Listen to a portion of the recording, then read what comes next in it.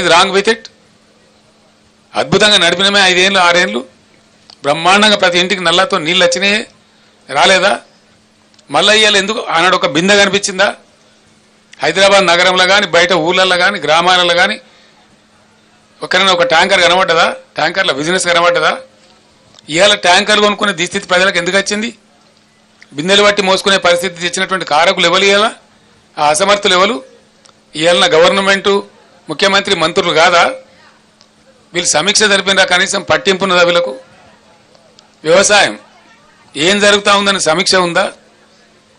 ఇలా పంటలు ఎండినాయి. నాకుండే సమాచారం మేరకు 15 లక్షల పైచిలకు ఎకరాల పంటలు ఎండుతా ఉన్నాయి. పంటలు ఎండని జిల్లానే లేదు, పంటలు ఎండనటువంటి జిల్లానే లేదు. ఒక్క నల్లగొండ జిల్లాలోనే సాగర్ ఆయకట్టు మిగతాయి కలుపుకుంటే 3.5 లక్షల నుంచి 4 లక్షల మధ్య పంట ఎండిపోతా ఉంది. అన్ని నియోజకవర్గాలు ఎండుతా ఉన్నాయి. ఆలేరు నియోజకవర్గంలో ఎండుతా ఉంది, భువనగిరిలో ఎండుతా ఉంది, తుంగతుర్తిలో ఒక 25,000 ఎకరాలు.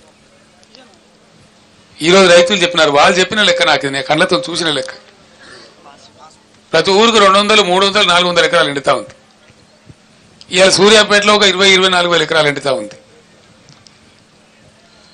భయంకరంగా సాగర్ ఆయకట్లో కూడా చాలా తీవ్రంగా ఎండిపోయింది పంట. ఎందుకండి? ఏం కారణం చేత ఎండబెట్టిన మీరు సాగర్ ఆయకట్లో? ఈ రోజు కూడా నాగార్జున సాగర్లో even today when I'm speaking to the press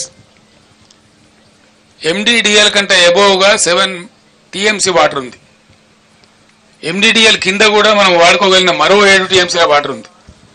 14-15 TMCల water ఇప్పుడు కూడా సాగర్లో వాడుకోగలిగే పరిస్థితి ఉంది. ఆనాడు కూడా ఈ బుడముండ KRMB ఉండే. KRMB అంటే ఎవడండి? వాడు మన సూపర్ బాసా?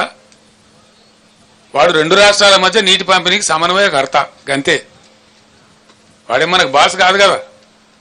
వానికి అప్పచెప్పి టోటల్ ప్రాజెక్టును తెలివి తెలివిహీనంగా ఆ కేంద్ర మంత్రి తీయగపుల్లగా మాట్లాడితే KRMB చేతిలో మొత్తం అధికారాన్ని అప్పచెప్పి ఇలా నాగార్జున సాగర్ కట్ట మీదకి ఎక్కలేనటువంటి దుస్థితిని తీసుకొచ్చిన అసమర్థ ప్రభుత్వం ఎవరండి? ఎప్పుడు మమ్మల్ని కూడా KRMB నిరోధించేది, మేము దటాయించేది వాళ్ళను.